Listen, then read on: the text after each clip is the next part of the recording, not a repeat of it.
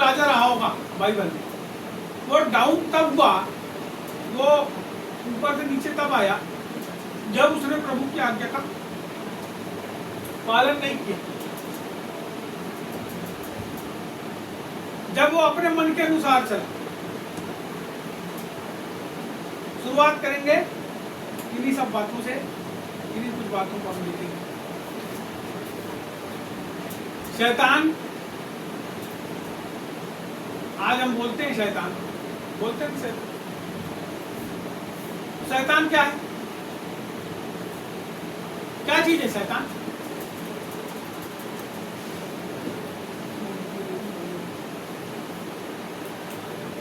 शैतान जो है वास्तव में, अब उसको बाद में लोग शैतान बोलने लगे, लेकिन उसका नाम लूसीफर, वो है भोर का चमकने वाला तारा। उसका नाम का मतलब होता है भोर का चमकने वाला। और आपको एक बात बताऊं, यीशु मसीह का नाम भी भोर का चमकने वाला तारा। इसका मतलब परमेश्वर जब किसी को उठाता है तो भोर को चमकने वाले तारे के समान उठाता है। उसका नाम, उसको शौहरत, उसको इज्जत, सब कुछ परमेश्वर हर आदमी को। अब पता है यीशु मसीह क्यों पिता के दाहिने सिंहासन पर विराजमान? क्योंकि उसने पिता की आज्ञा का पालन। लेकिन जब लूसीफर को, शैतान को परमेश्वर ने अधिकार दिया उसकी प्रजा के ऊपर, उसके लोगों के ऊपर, उसने क्या किया? उसने बड़ा बनना चाहा और इतना बड़ा बनना चाहा कि जिसने अधिकार दिया वो उसके भी ऊपर चढ़ना चाहता। आपको पता है बहुत सारे लोगों को कई लोग नौकरी से निकाल देते हैं या अपने साथ में रखते भगा देते हैं। कारण क्या करते हैं? देखो बाइबल से ही बता रहा हूं आपको बात। जो व्यक्ति आपको आगे बढ़ा रहा है, यदि तुम उसकी छाती के ऊपर चढ़ोगे तो तुमको क्या करेगा? निकाल देगा। अब अगर यीशु मसीह वाला है तो लड़ाई झगड़ा नहीं करेगा, लेकिन धीरे धीरे संगति खत्म करके क्या बोलेगा? भैया ठीक, नमस्ते, जय हिंद, जय भारत।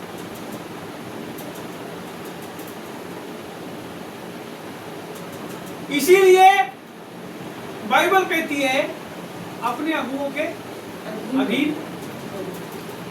यीशु मसीह के पैदा होने के बाद जब तक कि परमेश्वर ने उसको ये नहीं बोला कि अब तू यहाँ से अपना झोला झंडा उठा और यरदन नदी के तट पे, तब तक बाइबल बताती है वो अपने माता पिता के साथ।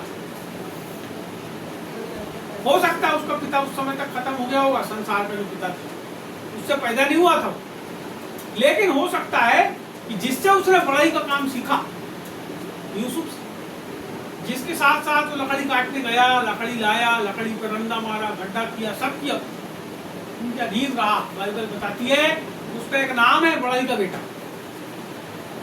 बाइबल में ऐसा लिखा, उसका नाम, वो अधीन रहा इस संसार में। जब रहा अपने माँ बाप के पास, तो किसके अधीन रहा? अपने माँ बाप। लेकिन जब यीशु मसीह यरदन के तट पे आया तो फिर उसकी माँ, उसके भाई, उसकी बहन, उसके रिश्तेदार, वो सब ने उसको पागल बोले। समझ रहे बात? क्यों? क्योंकि जब वो यीशु मसीह में आया तो उसने अपने परमेश्वर की अधीनता को पूर्ण रीति से स्वीकार, फिर जैसा परमेश्वर ने बोला उसने वैसा जीवन जिया। जैसे, क्योंकि बाइबल में लिखा है कि मैं जैसा अपने पिता को काम करते देखता हूं, मैं वैसा। वो हमारा प्रभु है, हमको उससे सीखने की जरूरत है कि दूसरे किस प्रकार से अपनी जिंदगी को जिया, उसी रीति से हमको जिंदगी जीना। अब आप बोलोगे कि यार ठीक है, बाइबल में तो बहुत सी चीज लिखी, बहुत सारे भूत निकाला, बहुत सारे बीमारों को चंगा किया, अरे यहाँ जाते थे तो ऐसा कर दिया, वो पानी के ऊपर चलने लगा, फिर उसने पतरस को भी चला दिया। तो हम क्यों नहीं चलते? हम क्यों नहीं चलते? हमारे से क्यों नहीं हो रहा है? इसका उत्तर इस समय हम देखेंगे। लूका रचित सुसमाचार उसका 10वां अध्याय 17, 18, 19, 20 को पढ़ दीजिए। वे 70 आनंद करते हुए लौटे और कहने लगे, हे प्रभु, तेरे नाम से दुष्ट आत्मा भी हमारे बस में है। उस बिजली के समान स्वर्ग से गिरा हुआ देख रहा था। देखो, मैंने तुम्हें सांपों और बिच्छुओं को रौंदने का और शत्रु की सारी सामर्थ्य पर अधिकार दिया है, और किसी वस्तु से तुम्हें कुछ हानि न होगी। तो भी इससे आनंदित मत हो कि आत्मा तुम्हारे वश में है, परंतु इससे आनंदित हो कि तुम्हारे नाम स्वर्ग पर लिखे हैं। बोलो यीशु मसीह की जय। यहाँ लिखा है, वे 70 आनंद करते हुए लौटे और कहने लगे, कितने थे? 70। 12 लिखा है क्या? 70। यहाँ लिखा है 70, तो 70 लोगों को, यदि इसी का आप एक वचन देखोगे तो वहां लिखा है, तो पढ़ देता हूँ। इन बातों के बाद प्रभु ने 70 और मनुष्य नियुक्त किए, और जिस जिस नगर और जगह का वो आप जाने पर था, वहां उसने 2-2 करके अपने आगे। इन बातों के बाद उसने प्रेरितों पर नियुक्त कर दिया। मेरी बात को सुनना, यहाँ प्रेरितों पर ही भेजा है, मेरी बात को समझना आप सब। यहाँ प्रेरित की बात नहीं कर रहा। उसने 70 और मनुष्यों को नियुक्त किया। कितने? 70। ये प्रेरितों की बात अलग है, प्रेरित अलग है, वो जो उसके साथ रहते हैं, आसपास उसके साथ रहते हैं। उसने प्रेरितों के अलावा 70 और मनुष्यों को नियुक्त किया, और उनको क्या किया? उनको भेजा। जिन गांव में वो आप जाना चाहता था, उन गांव में भेजा। अब भेजने के बाद जब हम चले गए, अब उनको जो करना था उन्होंने किया, और बहुत सी बात लिखी है। अब हम सीधे आ जाते हैं वचन नंबर 17, और यहाँ लिखा है, वे 70 आनंद करते हुए लौटे और कहने लगे, हे प्रभु, तेरे नाम से दुष्ट आत्मा भी हमारे वश में है। ये चेले थे क्या?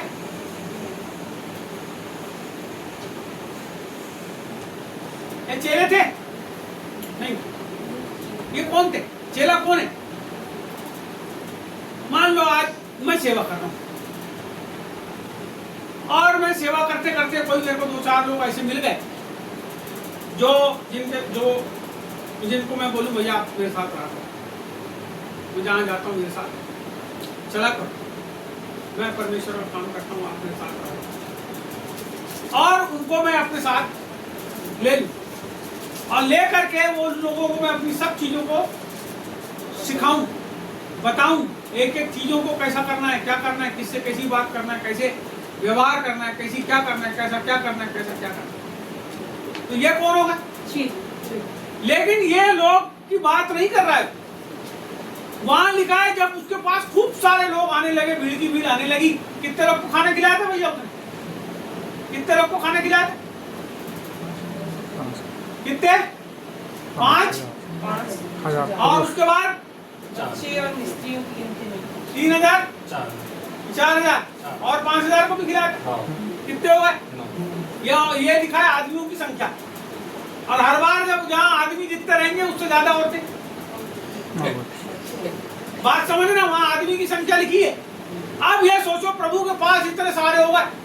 अभी आप देखोगे कोई पास्टर प्रचारक आते, तो बहुत सारे लोग उनको सुनने के लिए जाते हैं। अभी मीटिंग कहीं होगी, कोई बड़े आदमी को बुला लेंगे, यानी रहता तो छोटा आदमी है वो, लेकिन जब उसको बुलाते हैं तो उसको बड़ा बना के दिखाते हैं। पर्दा पोस्टर के ऊपर कई चीज लगाते हैं, उनका फोटो वोटो नाम लिखते हैं, फलाना ढिमका ऐसा वैसा आ रहा है, फलाना होगा ढिमका। वो होता उतना है जितना तुमसे होगा, उतना छोटा वहां। बस उसके पास थोड़ी कला है बोलने की, प्रभु की सामर्थ है, और आनंद से भरा हुआ है। तो जब बुलाते हैं तो वो क्या करता है, खूब सारे लोग जो रहते हैं वहां पे, उनको बोलता है अल्टर काल के लिए सामने आओ। कौन है तो प्रभु को अपना जीवन दे, कौन है तो सेवा के लिए आगे आए। बहुत सारे आदमी गड़बड़ निकालते हैं और सामने मंच के पास चले जाते हैं, हम अपना जीवन प्रभु को देंगे, और रोते हैं, गाते हैं, कलकते हैं, और प्रभु का अभिषेक उनके जीवन को पूर्ण करते हैं। अब ये जो भीड़ में ऐसा होता है तो क्या होता है, वो बड़े आनंद के साथ अपने घर जाते हैं, और दूसरे दिन से प्रभु के नाम का प्रचार करते हैं, और 15-20 दिन के बाद उनका पूरा जोश वो सब खत्म हो जाता है। ये कौन लोग? ये वही 70 आदमी। और जब वापस आते हैं, वो सेवा करके रोज जाते हैं कहीं कहीं, कोई का भूत निकालते हैं, कोई का भूत निकालते हैं। तो वहां लिखा है कि वो आनंद से आए। कैसे आए? आनंद के साथ। कैसे आए? अभी प्रभु उनको कुछ बातें बताएगा आगे चल। अब ये आनंद से फर्क है। जब हम प्रार्थना करते हैं, बात हमने भैया ने भी देखे हैं, जब हम गए प्रचार करने के लिए बड़ी बड़ी जगह में, बहुत लोगों का अभिषेक से भरा प्रभु। और कई बार ऐसा हुआ कि कई जगह जहां प्रभु ने लोगों का अभिषेक से भरा, वो उसमें से कुछ लोग पास्टर बन गए, प्रचारक बन गए, लेकिन बहुत सारे लोग जो अभिषेक को पाए वो जैसे कि तैसे बाद में थोड़े दिन के बाद विश्वासी के रूप में। यहां पर समझने की बात है कि ये जो 70 आदमी है ये प्रभु के पास आ रहे हैं और आके क्या बोल रहे हैं, देखिए यहाँ पे लिखा है, वो फिर से पढ़ो। वे 70 आनंद करते हुए लौटे। कैसे आनंद में रहोगे आप तो कैसे बात करोगे? आनंद से आप भर के आओगे तो कैसे रहोगे? ऐसे मुंह लटके रहेंगे? नहीं कैसे रहेंगे? हैं? अरे एक दूसरे, अरे यार मैं गया था, क्या भूत निकाला यार, मजा आ गया, बहुत मजा आ गया यार, आज क्या देखा मैंने सामर्थ्य यार, वो बीमारी के ऊपर हाथ रखा, गच्च से सुधरा यार, लखवा वाला सुधर। इस आनंद को महसूस किए कभी? आप गए, कोई लंगड़ा अचानक से सुधर गया, किसी के पेट का गोला गायब हो गया।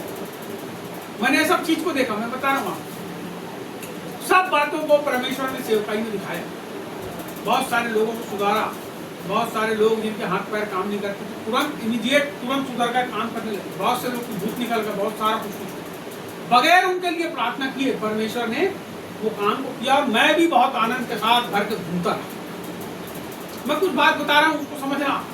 यहाँ लिखा है 70 जो है वो कैसे आनंद करते हुए, आनंद से भरे बात जब प्रभु के पास पहुंचे यार।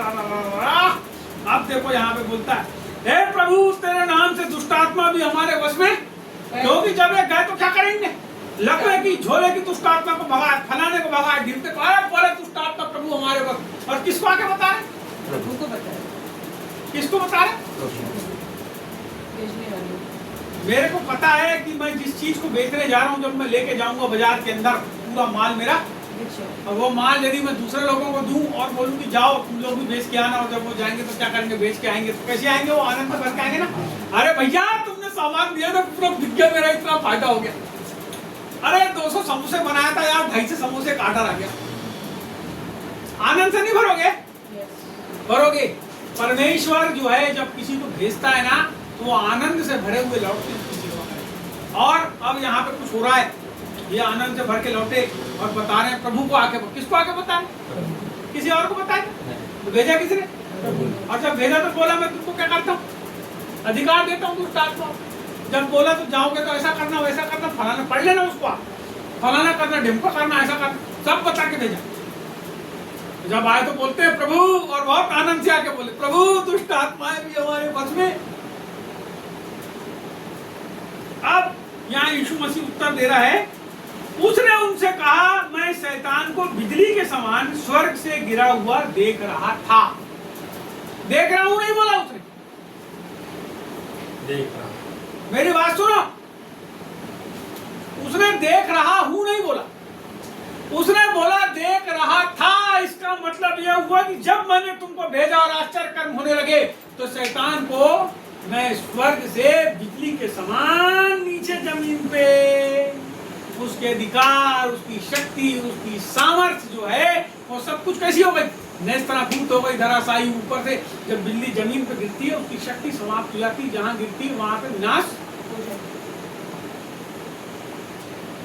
बिजली के समान नीचे गिरा, इसका मतलब बिजली के समान नहीं गिरा, दिख रहा था ऊपर से नीचे, जब फेंके उसको तो कैसा गिरा हुआ देख रहा था। इसका मतलब उसकी सामर्थ्य को, उसके अधिकार को मैंने कैसा देखा? नीचे गिरा हुआ। अब यह आनंद से भरे और आगे बोलता है देखो मैं तुम्हें सांपों और बिच्छुओं को, पढ़ो पढ़ो आपकी बाइबल पढ़ो। देखो मैंने तुम्हें सांपों और बिच्छुओं को रौंदने का, हाँ, और शत्रु की सारी सामर्थ पर अधिकार दिया है। यहाँ बोलता है मैंने तुमको सांपों और बिच्छुओं को रौंदने का और शत्रुओं की सारी सामर्थ पर तुमको अधिकार दिया है। फिर आगे, और किसी वस्तु से तुम्हें कुछ हानि न होगी, और किसी वस्तु से तुम्हें कुछ हानि नहीं होगी। यहाँ पे हमको आत्मिक स्पिरिचुअल अधिकार परमेश्वर ने दिया। आत्मिक अधिकार बोलते हैं। सांप और बिच्छू, अब आपको एक सांप वाले कमरे के अंदर घुसेड़ दी, सांप वाले कमरे के अंदर, अब आप जाके चले गए वो कमरे के अंदर, आपको पता है सांप कब छापेगा? यदि सांप से भरे हुए कमरे में आप भेज दिए तो कब सांप चापेंगे? यदि तुम चुपचाप जाके वहां खड़े हो जाओगे ना, खूब सारे सांप रहते हैं, वो सबकी आंख में दिखता कुछ नहीं है, लेकिन कुछ ऐसी उनकी ऐसा वो निकलता है, अल्ट्रावायलेट क्या है वो, उससे एक दूसरे के शरीर को वो देखते रहते हैं, खून सबके अंदर चलता है। तुम भी जाओ और तुम जाके यदि वहां खड़े हो गए सांपों के बीच में, तो क्या होगा? तुम्हारे शरीर को भी देखेंगे, लेकिन चापेंगे इसलिए नहीं, तो तुम आसपास उनके क्या है, बहुत से, तुमको जाके खड़े हो जाना है चुपचाप, वहां करना कुछ नहीं। पहलवानी करे तुमने तो क्या करेंगे?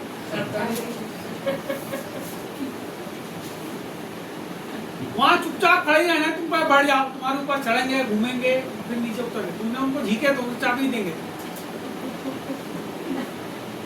अब नहीं तो फिर निकाल लेना सांप वाले वीडियो, जहाँ सांप पाले जाते हैं, तो वहां देखना सांप को कैसा एक आदमी कई हजार सांपों को कैसे वो ट्रीटमेंट देता रहता है।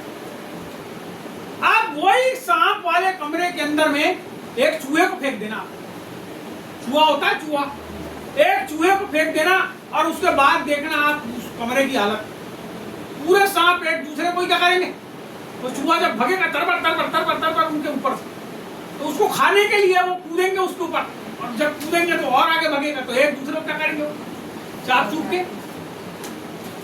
सांप एक साधारण प्राणी है, सांप दुष्टात्मा नहीं, कई लोग सांप कोई दुष्टात्मा नहीं, लेकिन परमेश्वर बता रहा है यहाँ की शैतान जो है वो सांप के समान है, दुष्टात्माएं जो है बिच्छू के समान है। जब वो डंक मारती है किसी को तो उसकी हालत कैसी हो जाती, तड़पता है, बिच्छू चापता तो कैसा हो जाता है। और कई इतने जहरीले बिच्छू हैं कि थोड़ी देर के बाद आदमी मर भी जाता है। और कई सांप ऐसे हैं जो चापते हैं तो कोई जहर नहीं लगता, और कई सांप ऐसे हैं जो चापते हैं तो आदमी 1 मिनट के अंदर, तो आदमी जो मरता है वो डर के मारे मरता है। कैसे मरता है? मैंने इधर चौबट्टे में जाके एक दिन को एक थप्पड़ मारा और थोड़ी देर के बाद पता चला 20-25 लड़के तेरे को ढूंढ रहे हैं, एक आदमी ने आके बताया। अब ढूंढ तो कोई रहा नहीं, समझ रहे मेरी बात को, समझा रहा हूँ, कोई बात ढूंढ तो कोई, लेकिन 20-25 आदमी ढूंढ रहे हैं तो मेरे को मारेंगे, तो क्या किया मैंने, गाड़ी उठाया और भगते भगाया। ढूंढा किसी ने, लेकिन भागा क्यों? दुष्टात्माएं जिस स्थिति में काम करती है वो क्या है, डर है। और परमेश्वर ने हमको क्या दिया, बोलो आनंद, बोलो आनंद। आनंद जो होता है, आनंद प्रेम से ही आनंद जुड़ा होता है। जो आनंद होता है वो डर को समाप्त, जब आप आनंद से भरे रहोगे, कोई खराब जा यार बोले बाद में जा, अभी मत बताए सब, अभी हम आनंद करते। परमेश्वर की उपस्थिति में जब आप रहोगे, ये 70 लोग वही थे जो परमेश्वर की उपस्थिति में रहे, है ना। ये प्रभु जब उनको खाना खिलाया, रोटी खिलाया, उनको कुछ किया, उनके साथ आश्चर्य किया, तो अभी देखोगे आपने कई आबा बाबा रहते हैं, उनके आसपास कई बैठे रहते, उनका मतलब कुछ नहीं रहता, फालतू जाके बैठते, बाबा के पास जाके बैठेंगे नहीं, कोई संदेश प्रवचन नहीं देता, बाबा मेरी बात सुनना, वो केवल ऐसा उठाता है भभूत और धर देता, लेकिन लोग जाके बैठ, फालतू बैठ। तो प्रभु ने जब लोगों को चंगा करा तो वो बोले अरे बड़ा सामर्थी, चलो चलो चलो चलो चलो, कई लोग ऐसे 70 उसके पास आगे होंगे और बहुत ज्यादा आगे होके अपने आप को बहुत अच्छा विश्वासी बताते होंगे, जैसे आज के चर्च में भी। तो प्रभु ने वैसे उनमें से 70 आदमी को निकाल लिया, उसके बाद वो 70 का आता पत्ता नहीं है। मेरी बात को ध्यान देना, इस घटना के बाद ये 70 का जिक्र कभी नहीं आया। जब प्रभु क्रूस पे भी चढ़ा तो पूरे चेले भी भाग गए उसके, जिनको 12 को साथ में रखा था, और जाके कमरे के अंदर छुप गए, और वहां जाके औरतों ने बताई कि प्रभु यीशु मसीह क्या हो गया। अब यहाँ पे देखो 70 है, 70 की तुलना आप अपने से कर सकते हो कि आप कैसे हो, और 70 की तुलना आप उन 12 चेलों से कर सकते हो जो उसको पकड़वाए जाते तक के उसके साथ, और बाद में उन्हीं 12 को उसने चुन के लोगों के बीच में। समझने की जरूरत है कि हमारा जीवन 70 के समान है कि 12 के समान है कि यीशु मसीह के समान। हमको समझने की जरूरत है। यदि हम इस बात को नहीं समझे, उस आनंद को नहीं समझे, उस उपस्थिति को नहीं समझे, तो मैं नहीं समझता कि हम अपनी जिंदगी में कुछ हासिल आशीर्वाद मतलब रुपये पैसे की बात नहीं कर रहा हूं, उस चीज को प्रभु ने आगे समझाया, उसको पढ़ेंगे। यहां लिखा है, तो अभी इससे आनंदित मत हो कि आत्मा तुम्हारे वश में है, तो अभी इससे आनंदित मत हो। कैसे आनंदित थे? अरे भूत निकल रहे हैं, चंगाई हो रही है, फलाना हो रहा है, ढिमका हो रहा है, अरे अरे अरे अरे अरे अरे अरे ऐसा हो गया, रे बाप मुर्दा था वो, मुर्दे पे हाथ रख के मुर्दा जिंदा हो। तो भी इस बात से खुश मत हो, आनंदित मत होना कि आत्मा तुम्हारे बस में है। प्रभु ने बुलाया है, सब हमारे बस में, स्वर्ग और पृथ्वी का सारा अधिकार मेरे पास है, इसलिए तुम जाओ बोलता है। तो हम उसकी देह के अंदर शामिल हैं, इसलिए सब कुछ हमारे पास है। उसके ऊपर इतराव मत, उसके ऊपर घमंड मत करो, उसमें बड़ा आनंदित मत हो मेरे भूत निकाल गए। कई भूत निकाल गए, निकल गए तो निकल गए, उनका काम था प्रभु के नाम से निकलना, निकल जाती। उसमें तुम बोला रहे मैं भूत निकालता हूँ, ना तो घमंड आ गया, घमंड आया। एक आदमी 40 साल से सेवा कर रहा है, उसने मेरे को वीडियो भेजा अपनी मिनिस्ट्री का। वो आदमी इतना बड़ा आदमी है कि मैं तो आपको क्या बताऊं, उतना बड़ा हाई क्लास प्रभु का दास। उनने मेरे को वीडियो भेजे अपना, और वो कोई सभा में गए थे, वहाँ खूब सी दुष्टात्मा थी, सामने थी, झूम रही ऐसी ऐसी, ना चाहिए कोई और के बाल कोई खूब सारी। अब मेरे को भेजे, बाद में मेरी मुलाकात हुई तो बोले वीडियो देखे, बोले कितना भूत। अरे हो गया, धन्यवाद प्रभु। तो अभी इस बात से आनंदित मत हो, कि दुष्टात्मा तुम्हारे बस में। अब आगे बोलता है, परंतु इससे आनंदित हो कि तुम्हारा नाम स्वर्ग पर लिखे। बोलो आनंद कैसे होगा? हमारा नाम स्वर्ग पर बोलता है, परंतु इस बात से आनंदित हो कि तुम्हारे नाम स्वर्ग में कहाँ लिखे नाम। अब तुम आनंदित कैसे होते हो? अरे आज दुकान लगाने गया था, 50,000 का बेचा। अरे आज वहां गया था, उसने 200 रुपए चंदा दे दिया। कैसे आनंदित हो तुम? पेट्रोल कोई डाल दिया गाड़ी में, बहुत खुश होता, अरे वाह वाह पेट्रोल डाल दिया, पेट्रोल। अरे नसवारे वो शाम तक खत्म हो जाए। अरे उसके गया था, क्या खाना खिलाया जोरदार। अबे सवेरे के समय तेरे पास सब निकल जाएगा तेरे शरीर के बाहर, खुद रहने वाला। कैसे आनंदित हो तुम? अरे क्या टाइल्स लगाए, मन देखना बाजू वाले से भी अच्छी टाइल्स लगाए, आनंद। अरे प्रभु आशीष देता है, बाइबल में लिखा है आशीष जब देता है तो अपरंपार आशीष आती। और ऐसी आशीष आती कि सवाल एक बार मेरे पास इतने पैसे, मैंने प्रभु से हाथ जोड़ा, प्रभु जी अब मैं पैसे नहीं संभाल सकता, प्रभु मत भेज अब किसी को मेरे पास, मेरे को पैसे नहीं होना प्रभु। अब मैं आपको बताना चाहता हूँ, आनंदित इस बात से रहो कि स्वर्ग में तुम्हारे नाम।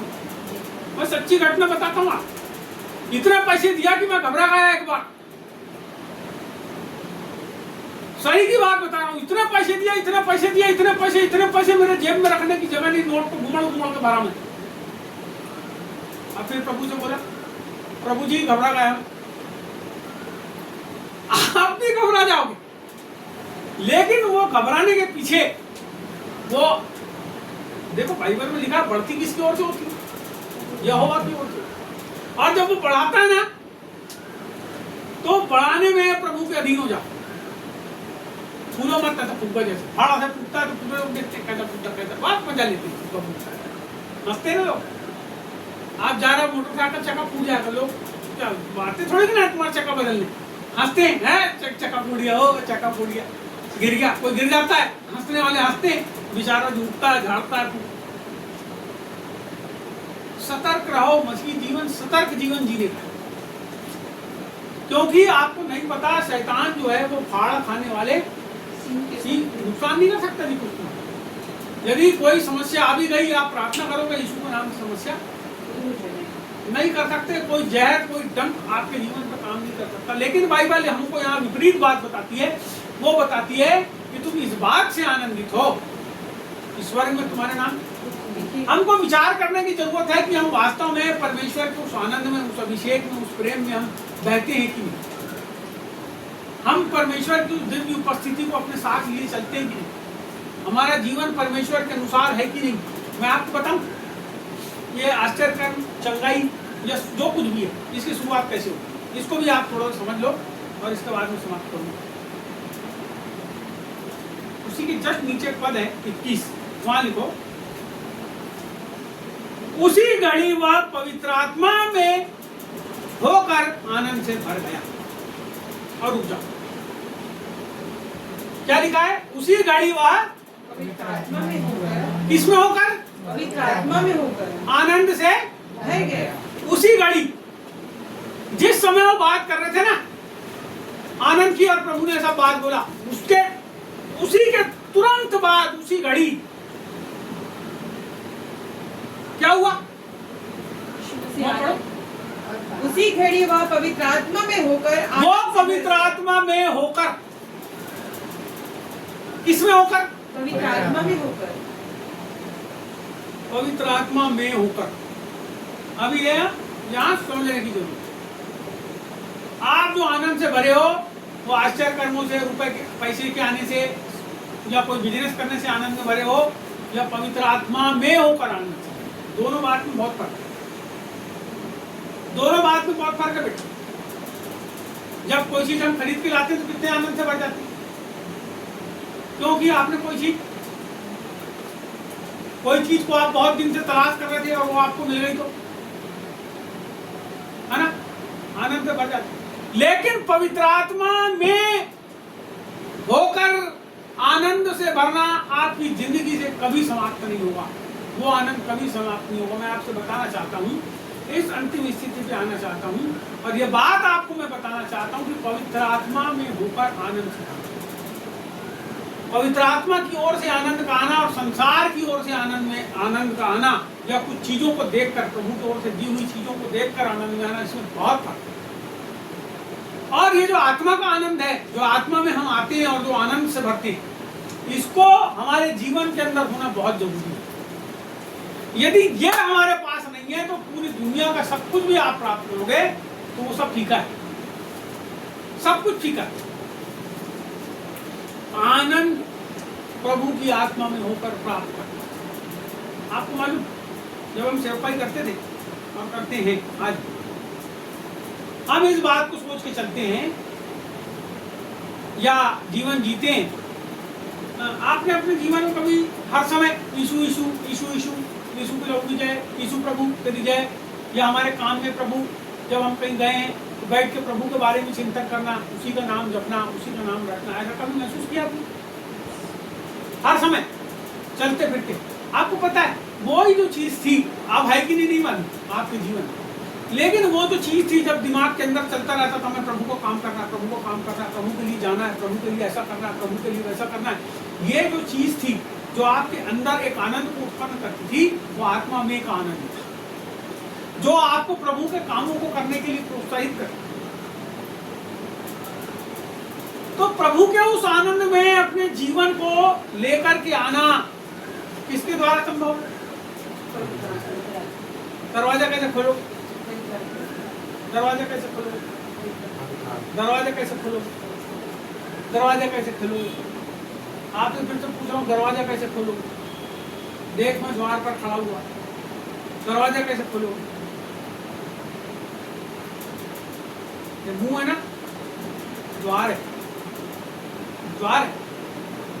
जब आप मुझसे बोलते हो तो प्रभु आपके मुंह के बोले के अनुसार आपके जीवन के अपने मुंह के द्वार को प्रभु की उपस्थिति के लिए, उसकी स्तुति करने के लिए, उसका आदर करने के लिए, उसकी महिमा करने के लिए, जब हम प्रभु की स्तुति करने के लिए, उसका आदर करने के लिए मुंह खोलते हैं, निरंतर प्रभु का आत्मा हमारे साथ, केवल बाहर ही नहीं लेकिन भीतर भी, बाहर ही नहीं वरन भीतर भी वो हमारे अंदर काम करता है। और जब वो हमारे साथ रहता है ना, तो सब अलौकिक घटनाएं अपने मन से घटती हैं।